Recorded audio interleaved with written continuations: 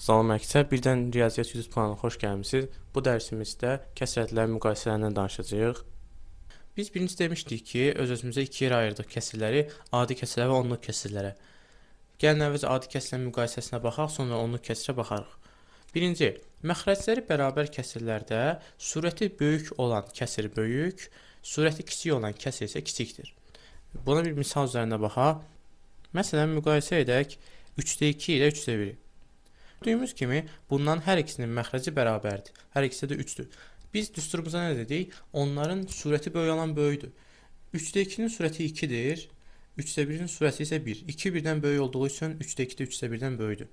Həmçinin belə bir müqayisə apara bilərik. 5-də 3 ilə gəlin 5-də 6-nı müqayisə edək. Məxrəclər bərabərdir. 6 3-dən böyük olduğu üçün 5-də 6 5-də 3-dən böyükdür.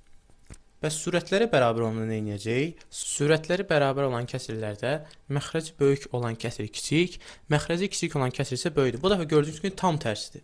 Gəlin bir məsələ üzərində yenə baxaq. Olsun 11-də 6 ilə 9-da 6.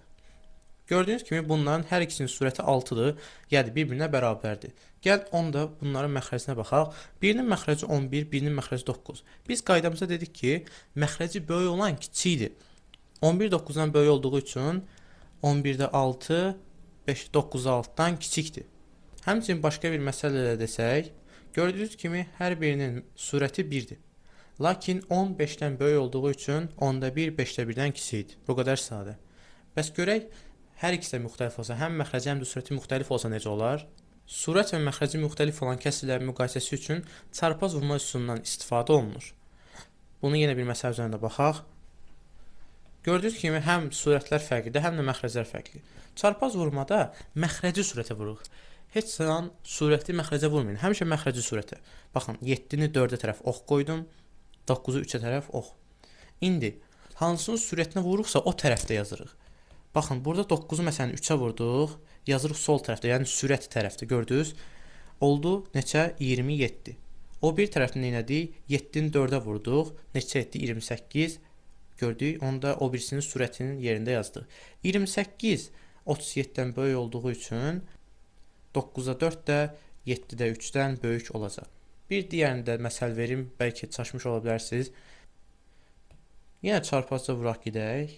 5-i 1-ə vururuq neçə? 5. Gördünüz, surətinin altında yazdıq. 3-ü 4-ə vurduq neçə? 12. Onu da burada yazdıq. 12 5-dən böyük olduğu üçün biz deyə bilərik ki, 5-də 4 də 3-də 1-dən böyükdür. Onluq kəsirlərin müqayisəsi. Onluq kəsirlərdə sadəcə bizim bir halımız var. Gəlin bu ardıcıllıqla gedək. Birinci tam hissələr müqayisə olunur.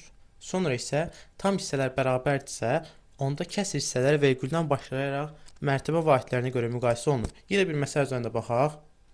Birinci bunu yazmaq istədim. Çünki burada aydınca görünür ki, tamlara baxsaq, birincinin tamı ikincinin tamından böyük olduğu üçün elə birinci ikincidən böyükdür. Bəs baxaq görək, tamlar bərabər olsa bu iş necə gedəcək?